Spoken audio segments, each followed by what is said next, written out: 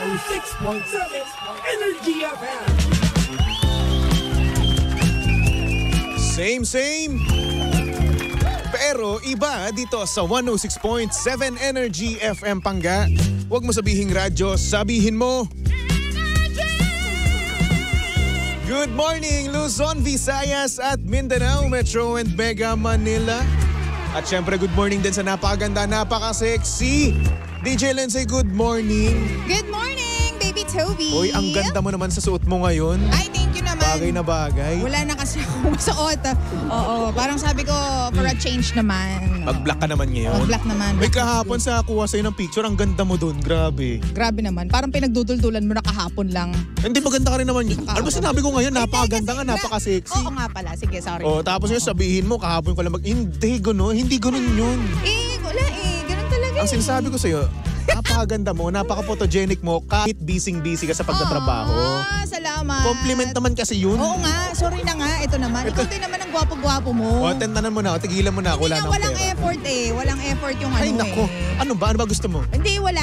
Gusto ko lang yung maging mabuti ka sa akin sa mga susunod na araw. Sige. Kasi magpapasko na. Ganon. Oo, ano ka so ba? kaya pala, kailangan mo magpakabait sa akin para may regalo ko. Hindi Mapamasko, naman. Aguinaldo. Tulungan mo lang ako dun sa kukostume natin. Hoy, ano ba? Kasi alam mo, may team kami sa Pasko, sa production, sa mga DJs. Disney at saka Marvel tayo, di ba? Marvel tayo. Part siya ng Marvel? Disney, oo. Oo, tama nga, tama. Oo. Marvel tayo. So, ano ang anuhin mo? Ano ang i-costume mo? Kasi ako meron eh. Tatanungin nga sana kita, di ba si Si- Arrow at Felicity, di ba sa Marvel sila? Hindi, sa DC sila. DC ba sila? Parang Batman din. Parang si Tita Cora sabi niya magbabatman na lang ako. DC yun. Nakakaloka. Yun nga eh. Gusto So, mo, mamamali pa ano ako ng ka, costume. ang gawin mo, si Scarlet Witch. Ang hirap. Ayoko. Mahirap. O sige. Masyadong ma-effort yun. Ikaw ba anong kukostumin mo? Spider-Man syempre. Wala na bang iba? Parang Meron normal pa. na sa'yo yun araw-araw eh. Kailan pa ako maging Spider-Man? Ewan ko. Iba naman. Iba? Venom ka naman kaya. Maiba naman. Yung kalaban ni Spider-Man. Sabi ni Jimbo, siya daw si Venom. Talaga? Oo. Okay, nice. Pero gusto ko Spider-Man ako. Oo, sige. Miles Morales para walang ka-effort na at walang babakat. Diba? Kapag kasi nagganong yung suit talaga ni Spider-Man, Oo. may babakat sa iyo eh. Totoo. Hindi mo maitatago ang mga lihim ng liham. Ano kaya? Uy, tulungan mo ako. Costume ko yung hindi masyadong mahirap. Pwede pwede kang Hindi pang walang effort. Walang effort? Oo. Pwede mong, sino ba? Si Hawkeye. Sa bagay, black Pwede lang yun. yun. Oo. Oo. Kaso dapat pakak na pakak ka dun eh. Kasi Bumili ka lang ng body hugging yun eh. bumili ka lang ng pana mo. Pwede. Oo. Pwede yun. Tama ka dyan. Or hindi naman kaya gusto mo mag-Captain Marvel ka. Totoo. Bakit Captain Marvel? Bakit? Bagay naman kasi sa yun Captain Sige Marvel. nga. Oo, sige po. Search mo. Oo, ito na nga sinesearch ko na nga. Diba? eh. Tapos ang gawin mo, umarkila ka ng costume. Since mayaman ka naman, basic lang yun sa'yo. Ano ka ba? Tapos- Nakakaloka ka. Tapos Ilang kung oras ano- lang natin isusuot yun. Kung may extra ka pa, edi bigyan mo rin ako ng pang-costume ko. Ayan siya? Ayan, oo. Ang taray naman kasi. Since uso yan ngayon, di ba? Sige na nga. Yan yung mo. Bagay na bagay sa'yo yan. Alam mo, nasa na ba yung mga kaibigan kong mahilig mag-cosplay? Pero nyo na nga lang ako. Uy, actually, pwede yun. Huwag nyo na nga akong Pwede yung pagastusin, humiram, please. Oo. Oo. Anyway. Excited na ako sa Christmas party natin. Kaya nga. Balita ko, napakaaga ng ating Christmas party. Oo, totoo yan. Pero syempre, di ba, yung details hindi na namin sasabihin sa inyo. Oo, Hindi namin magkagulatan na lang tayong lahat. Diba? Abangan nyo yan. At syempre mga pangga, ito na nga pag-usapan na natin ang ating sender kanina, no? Babackstabin na natin. Grabe. Chos lang naman.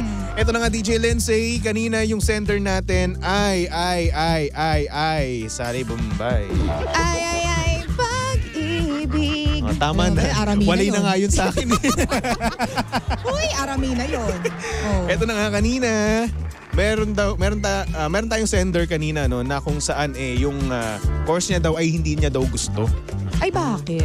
Oo, kasi Bakit yun ka daw dyan yung pumunta? yun daw yung sinabi ng kanyang magulang na kunin. Okay. So ngayon hindi niya alam kung ano gagawin niya. Oo. Ikaw ba, gusto mo ba yung course mo or kung hindi na mo man gusto, ano yung gagawin mo para makasurvive ka sa college life mo? Alam mo ako, Baby Toby, ma-share ko lang, hindi ko talaga balak mag-broadcast communication. Gusto ko talaga mag-law o kaya mag-doktor. Ay wow, sa bagay, Oo. bagay naman talaga sa'yo. Kaso, ang mahal, di ba? Actually. Gusto ko nun makatapos na at makatulong na sa pamilya ko. Actually, yung masscom, yung broadcastcom, dapat pre-law ko lang yan. Okay. Oo, tapos magloloko kasi parang tatay ko, ganyan. Kaso, sabi ko, nagustuhan ko na siya kasi parang, Okay. nung nakita ko yung Tulfo Brothers dun sa dating stasyon na pinanggalingan ko, sabi ko, someday gusto ko maging ganyan. So, ayun na yung naging inspiration ko. Tapos yun na, hindi na ako nag-law. Okay. Ako naman, Saya naman. Ikaw, ano ba dapat? ako dapat gusto ko si culinary eh. Oo nga, yan talaga yung bet So mo, ayun diba? nga, since mahal nga rin naman talaga ang culinary, no? Oo. Kada SEM, Diyos ko na pag-alaman ko 100K, no? Wala Kaya naman kaming nga. ganun. Tsaka bukod pa dun yung mga gagamitin mo palagi. Oo, di ba? So ayun na nga. So, wala akong second option Oo. na course. At sabi naman ng ng ate ko, nagsabi, Doy, ayaw mo mascom? Maganda yung mascom. Ano yung mascom? Hindi ko pa alam. Nakakaloka ka Mascom dyan. sila yung sa mga TV. Oo. Sige, gano'n na lang. Pero hindi mo wala ko talagang idea. Wala akong idea. Sa mangyayari sa buhay Oo, mo. wala talaga. Alam mo, pumasok ako ng mascom nang hindi ako marunong gumawa ng article. Bro. Oo. Well, kaya ka nga papasok doon para matuto ka. Yes. So ayun, ang nangyari naman noon, no, humanap ako ng kakahiligan ko. Oo. Na kung saan mag-excel talaga ako. Awa ng Diyos, nakakita naman ako ng editing. Oo, doon ka sa Oo. part na yon. Alam mo kung saan ako na-inspire naman? Saan? Sa mga movies. Sa mga Avengers, yan, sa mga ganyan. Oo. So ngayon, na-inspire ako na mag-edit ng mga ganong bagay, no? Yung mga superpowers na yan. Hanggang sa natuto ako talaga. At ngayon, nakagawa na ako ng sapot ni Spider-Man. From Totoo. scratch, ha? Totoo. Ito, take note from scratch yun, ha? Kayang-kaya ni Toby yan. Kaya alam mo, yung ginagawa niyang Spider-Man, minsan may mga ina-upload siyang video sa Instagram niya na siya si Spider-Man. Tapos alam mo, kala mo talaga, Spider-Man talaga siya. Kasi yung mga superpowers, kaya niyang gawin yun. Siya lang nag-i-edit ng galing. Oo, ito ipagyayabang ko, 5 hours ko yun ginawa. Talaga ba? Yung kuha dati sa bahay ninyo? Oo.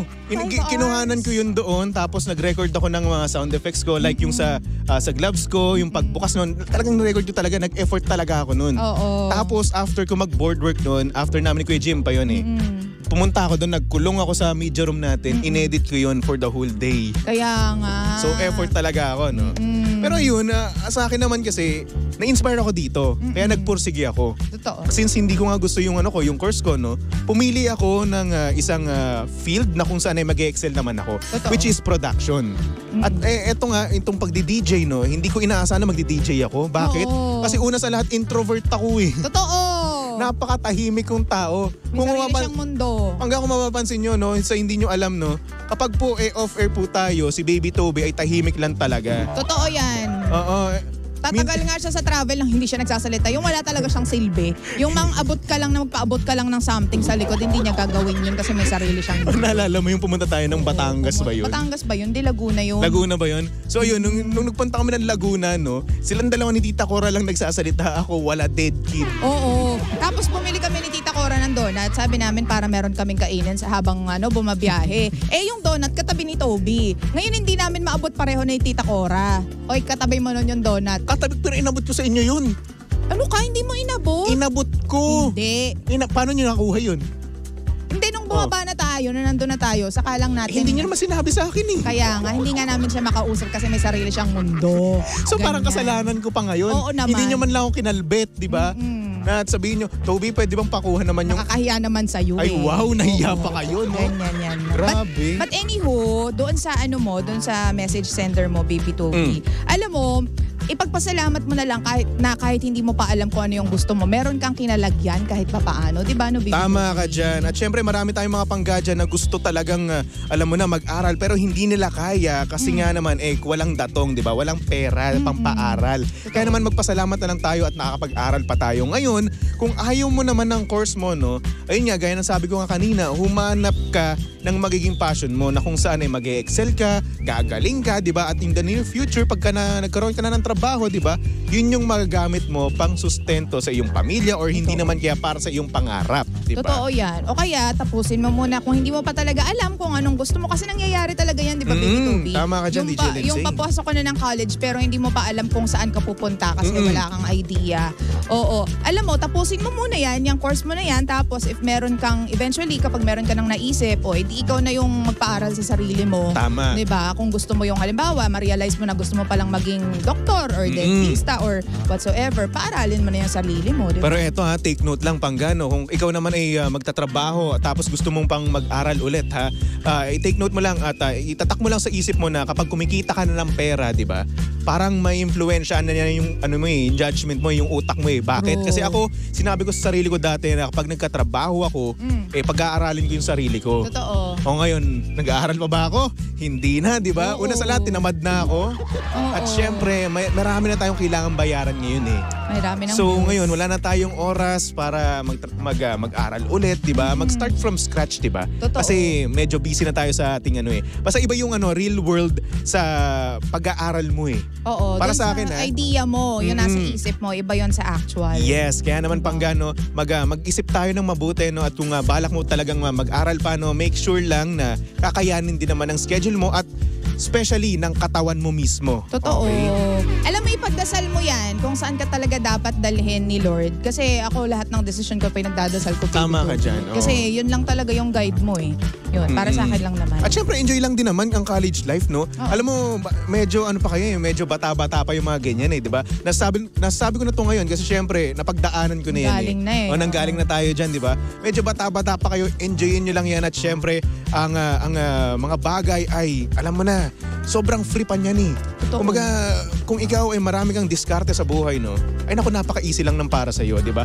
Pero kung magmumukmuk ka lang naman, ay naku, wala kang mararating yan, di ba? Alam mo, Baby Toby, I just have to share this. Ang suswerte nga ng mga estudyante ngayon na alam mo yun, digital world na tayo. Kasi habang nag-aaral kayo, pwede kayong sumideline na eh. Actually. Diba? Online. Pwede nyo nang gawin yan nung panahon namin. Pero hindi Wala. pa naman ganun katagal yun. Panahon ko, hindi pa ganun katagal. Diba? Ewan ko sa'yo. Ano mukha mo? Hindi, diba? Noon, walang ganyan eh. Ngayon, may TikTok na. Actually. Ang dami mo nang pwedeng ibenta, mag-affiliate ka, may YouTube na. Pwede ka nang kumita habang nag-aaral ka. Tama ka dyan. Alam mo, kapatid ko, Oo. ginawa yan ng kapatid ko. Diba? Eto, nursing student pa yun, ha? Diba? Madami siyang kailangang aralin, di ba? True. Ang ginawa niya, nagtuturo siya ng English sa mga Hapones. Kaya nga.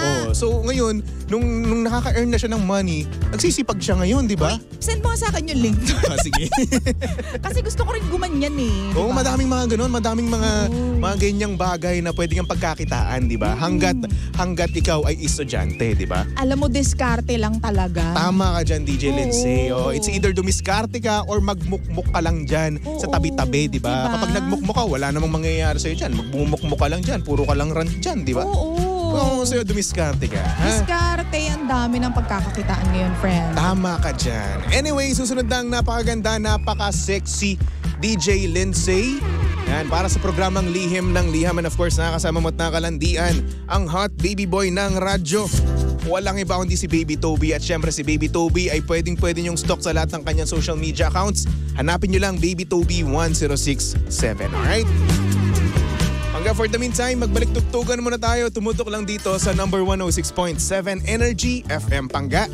Huwag mo sabihing radyo, sabihin mo